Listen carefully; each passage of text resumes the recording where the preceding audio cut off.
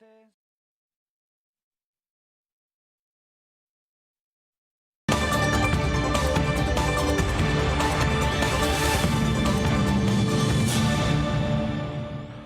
Muy bien, estamos en DTV, estamos en este tramo, en el último de nuestro segmento, pero enseguida una nota a la verdad, una convocatoria muy interesante. Primero, presentación y hablamos con el precandidato. A ver. Hoy, Martín Jurest es economista, convencional constituyente y redactor de la Constitución de la Ciudad de Buenos Aires. Fue subsecretario del Ministerio del Interior de la Nación en el año 2000. Hoy es precandidato a diputado nacional por Alternativa Ciudadana por la Ciudad de Buenos Aires.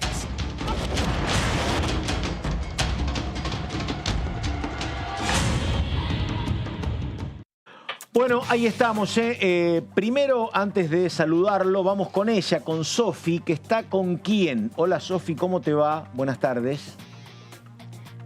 Hola Pato, ¿cómo estás? Muy buenas tardes para vos, buenas tardes también para los compañeros del piso, me alegro mucho. Y como bien decía la presentación, estamos en la casa porque muy amablemente nos recibió el precandidato a diputado nacional, Martín Jurest. Muchas gracias Martín por su tiempo y vamos a comenzar hablando sobre cómo ve, ¿no?, el clima electoral que se está llevando a cabo desde que se presentaron las listas y a 14 días nada más de que hablen las urnas finalmente, ¿no? Martín, ¿qué opina acerca de los dichos del oficialismo y la oposición respecto a las futuras propuestas, ¿no?, para ser tratados en proyectos dentro de la Cámara y demás?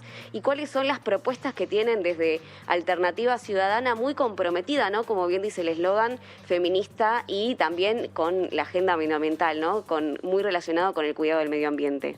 Sí, a mí me parece que, primero digo que es una campaña electoral triste.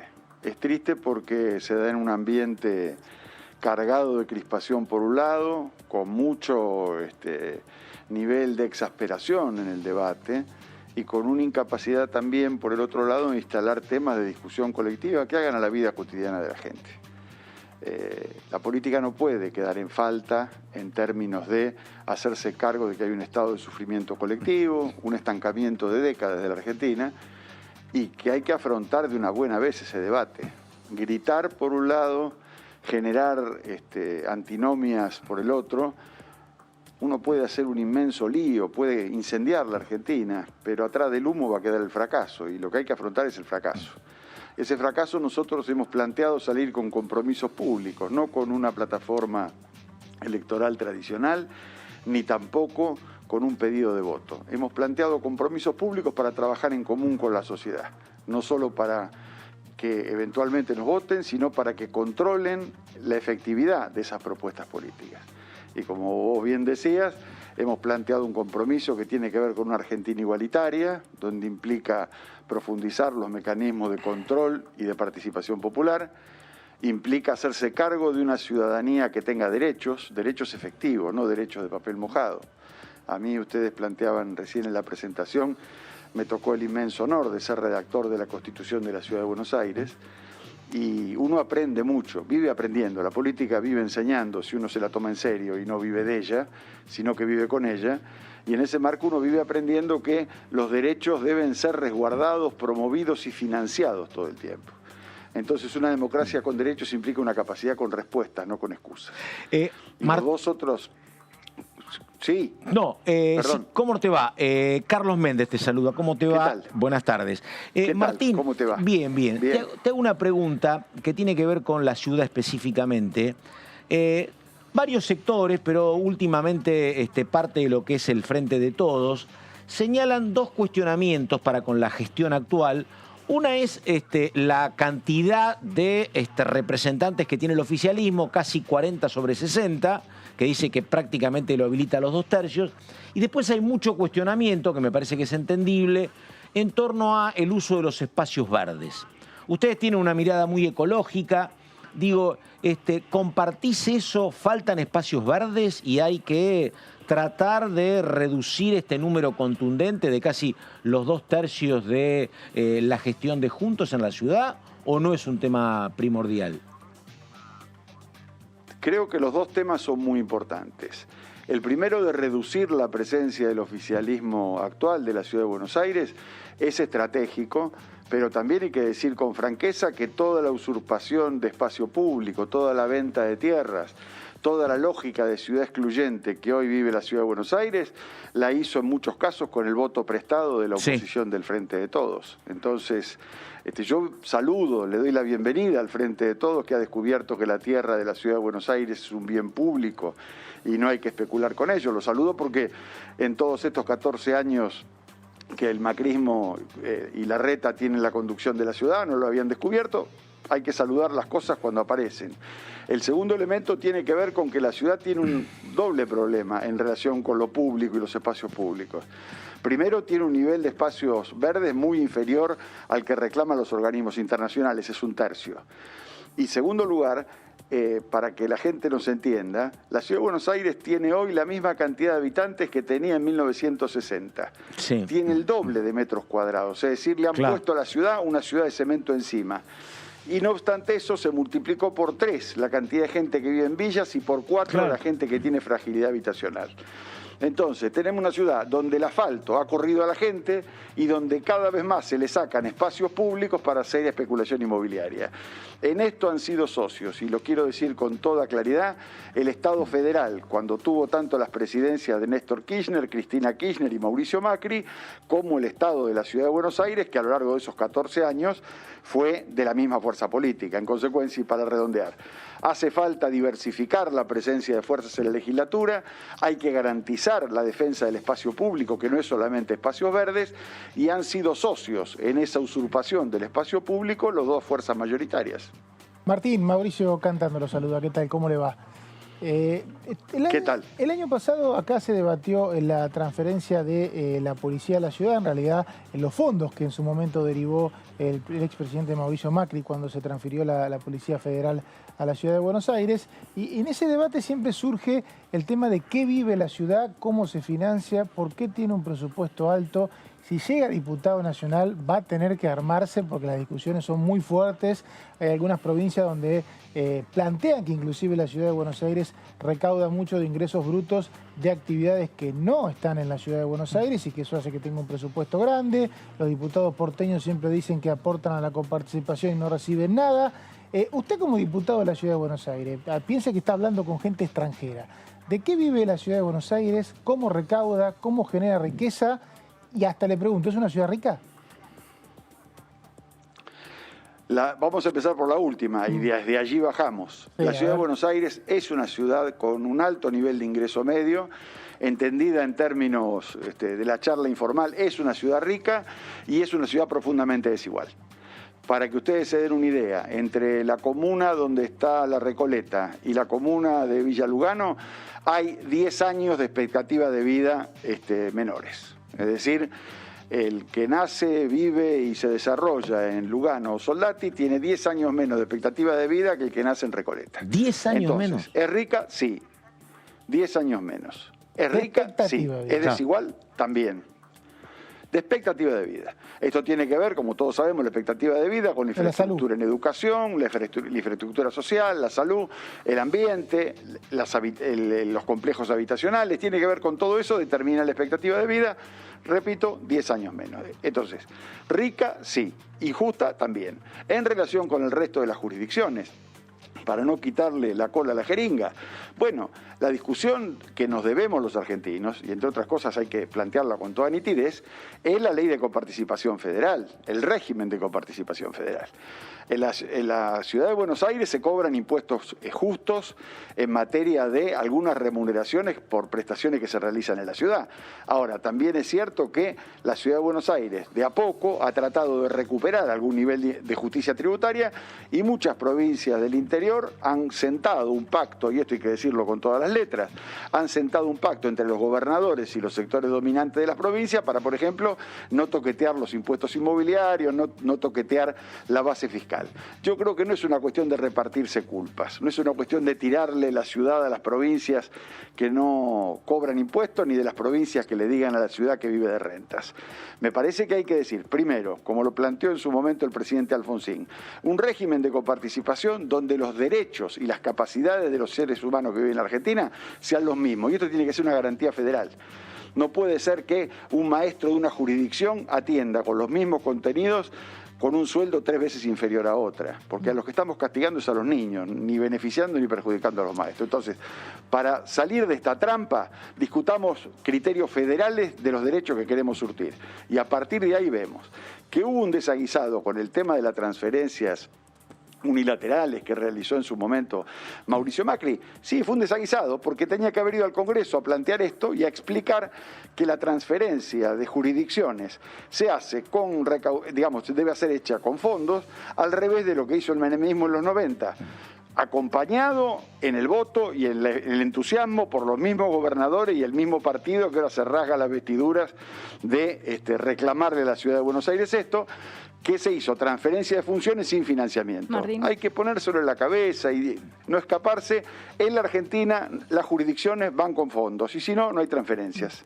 ¿Qué tal, Martín? Sí, Verónica Benaim te saluda. Buenas tardes. ¿Cómo te va? ¿Qué tal? Te quería consultar respecto a, bueno, cómo viste el manejo de la pandemia que tuvo Horacio Rodríguez Larreta y además, no sé, viendo también el manejo de la pandemia que tuvo Axel Kicillof en la provincia de Buenos Aires. ¿Vos de qué lado te inclinas más respecto a cómo fue llevada la administración de cada lugar? Primero, una afirmación general. Me parece que la discusión acerca de cómo se llevó la pandemia es una discusión que se ha llevado entre caranchos. Entre caranchos en términos de andar buscándole los muertos al otro para a partir de eso transferir responsabilidades. No se discute una pandemia de esa manera. Me parece que lo primero que hay que decir es, estuvieron bien planteadas los criterios iniciales de unificar el tratamiento, de resguardar la salud pública y a partir de ahí una ideologización, tanto de parte de la provincia de Buenos Aires como de la ciudad de Buenos Aires, de jugar a ver quién caía más simpático ante la opinión pública mientras se apilaba el número de muertos. Que la Argentina tenga más de 110.000 muertos por la pandemia es una responsabilidad de todas las fuerzas políticas que han tenido gestión en los ejecutivos. No es que la provincia es más responsable o la ciudad es más responsable. Hay una irresponsabilidad colectiva que hizo que la Argentina se testeara poco, se aislara mal, se ideologizara la discusión de las vacunas, cosa que es un absurdo, es una regresión absoluta en términos de conciencia social. No se pueden ideologizar las vacunas y en consecuencia, en esa competencia malsana de que quedo simpático abriendo o quedo simpático cerrando, la realidad es que Argentina, en términos sanitarios, si bien ha vacunado bastante en este último tiempo, presenta un récord atroz que es la cantidad de muertos y la persistencia de casos. Entonces, como estrategia general, medida por el resultado y no por el intento de desempeño, no nos ha ido bien. En términos de las cosas que salieron bien fueron cuando hubo unidad de criterio y no hubo competencia desleal. En cuanto empezaron a caranchar los resultados, estamos a la vista. Y lo que es más grave hoy, y hay que decirlo con todas las letras, es que tanto los que antes decían que había que abrir porque si no se disgustaban con alguna base electoral, como los que decían que había que cerrar sí o sí porque si no venía una catástrofe, parece que la cercanía del 12 de septiembre les ha hecho olvidar que tenemos la hipótesis de una variante Delta dando vuelta, entonces hay que abrir todo a rajabonete para demostrar que la Argentina vuelve a la normalidad. Seguimos teniendo muertos y no hay una discusión seria de cómo afrontar esto en el futuro, más allá de decir ahora abrimos todos y somos simpáticos. Ahora Martín, mejor dicho, un apellido difícil de pronunciar. Martín, recién hablaba del manejo de la pandemia y la verdad que la sensación que nos dejó a muchos es que la idea de plantear un régimen o una política sanitaria en la ciudad de Buenos Aires disociado del Gran Buenos Aires es absurda, es inconducente, es imposible. La verdad que veía como todo el mundo chocándose contra la pared y volviendo. Acá hubo muchos proyectos en esa época de creación del AMBA, no sé si políticamente, pero sí una mesa de discusión de algunos temas. Le pregunto concretamente, ¿se puede gobernar la ciudad de Buenos Aires o el conurbano sin mirarse de un lado y del otro de lo que vendría a ser un límite? No, yo creo que es un absurdo suponer la inexistencia del AMBA, claro, porque pasa la General Paz, de la General Paz, pero y uno quiere hacer construcciones de autonomía. Casi que no hay nadie que no ignore, que tome en cuenta esta unidad geográfica. Me parece que es algo más que una unidad geográfica, es una unidad política, económica y de gestión de regiones. Ahora, insistir con una lógica de cinturón sanitario es una ingenuidad. Ahora, si usted me pregunta a mí, no porque usted me lo pregunte, digo, claro, pero en como términos legislador de la ciudad que soy. El interrogante colectivo. Claro, incluso como interrogante colectivo, si esto está prendido en serio en las lógicas de los partidos mayoritarios, le digo que no. De hecho, tuvieron la impresionante ocasión, por ejemplo, el macrismo, en los 4 años que fue gobierno, de tener las 3 jurisdicciones del mismo partido, y fueron incapaces de coordinar ni el trato de la basura entre la Ciudad de Buenos Aires y la provincia. Y tenían la jurisdicción federal, la provincia de Buenos Aires y la Ciudad de Buenos Aires en la misma mano. Martín, en idéntica situación. Sí, no, está bien. Una consulta que no sé si pertenece a la historia, porque tal vez nos escucha algún joven y dice de qué están hablando, pero yo estaba anotando. Martín Urés tiene origen radical. Leandro Santoro tiene origen radical. Y en lo que es Juntos tenés la interna entre López Murphy de un lado y Rubinstein del otro. Alguna vez fueron todos radicales en la ciudad. Por eso digo, Tetaz también es radical, sí, exactamente. Tetaz pero va es de La Plata. Con Vidal, efectivamente, sí. Es de La Plata, pero tiene domicilio. Digo, ¿qué es? ¿Ya fue el radicalismo? ¿Se recompone? ¿O lo que fue no vuelve? ¿Cómo lo definís, Martín? Mire, la verdad, yo creo que el radicalismo es una cultura histórica de la Argentina. Una cultura valiosa como lo fue el socialismo, como lo fue el anarquismo y como lo fue el peronismo. Son culturas políticas que después quedan con organizaciones que pueden o no ser herederas de ellas. Claro. Yo hay gente con la que estuve en algún momento en el radicalismo. Yo me fui del radicalismo en el 2001 cuando Cavallo llegó al gobierno. Claro. Ahí me fui del gobierno y del partido. Algunos otros se quedaron y siguieron ese trayecto y otros no. Pero el punto es qué valores del radicalismo, de esta época, del socialismo o del anarquismo o del peronismo, se expresan en distintas corrientes. Yo trato de ser coherente, ¿no? Cuando a mí me tocó ser uno de los fundadores del alfonsinismo en el año 73, nosotros creíamos en un país igualitario, con defensa de las instituciones democráticas, con defensa de los derechos humanos, sin corrupción. Trato de mantenerme ahí.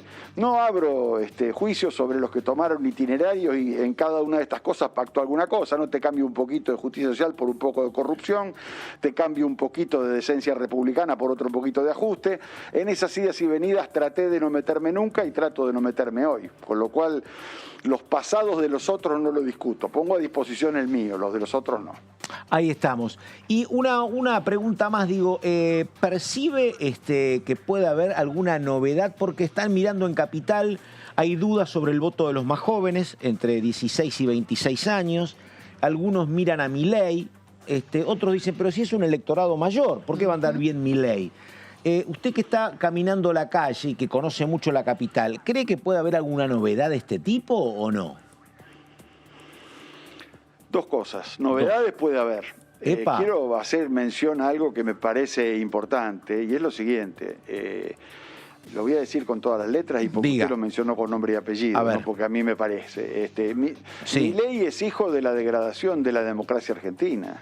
Y sí. El voto antisistémico es una lógica del fracaso de los que gobiernan el sistema. Sí. A mí me aterra, y lo digo sinceramente, que este tipo de comportamientos cuasi violentos, energúmenos en materia de denunciación, sean la salida que la democracia se plantea a sí misma como mecanismo de persistencia. No hay posibilidad de construir un país en el marco del insulto, ni tampoco en una polarización que no tiene base. A ver, para decirlo en términos sencillos, y remitiendo a esta pregunta de la historia que habían hecho antes. En el año 2000 nosotros creamos una cosa que se llamó Frente Nacional contra la Pobreza. El FRENAPO, me acuerdo. La consigna de ese frente, el FRENAPO, exactamente. Me acuerdo. La consigna de ese frente era ningún hogar pobre en la Argentina. En la Argentina la mitad de los chicos son pobres y la mitad de los pobres son chicos. Estaba Víctor de Genaro ahí. 21 años. Claro. Sí. Exactamente. Sí. Pasaron 21 años y tenemos hoy que 2/3 de los chicos son pobres. Entonces, si frente a esto, la alternativa de futuro que uno le plantea a la sociedad es que la novedad sea pedir más mercados, es decir, pedir no una lógica de una economía capitalista normal, que también uno podría discutirla, pero lo que digo es, no piden una economía capitalista normal, piden una dictadura de mercados. Entonces, si jóvenes se ven seducidos por esa propuesta, la preocupación que nos tiene que dar a los demócratas es nuestro fracaso. Martín, en realidad también uno se pone en la piel de esos jóvenes de 25, 26 años, que hablamos mucho en este programa, y si no pueden acceder al primer empleo porque no hay generación de empleo, es lógico que sean antisistema, no van a estar a favor del sistema. Eso no significa que sean antidemocráticos. A veces siento que se exagera con eso. No, yo no estoy diciendo que los jóvenes se conviertan en antidemocráticos. Digo que avalen a candidatos que sean antidemocráticos. Los jóvenes tienen, y hay que decirlo con todas las letras, tienen una hipoteca fenomenal sobre esta sociedad. Hay que decirlo, pero hay que decirlo sin rubor y no hacer tonteras en materia enunciativa.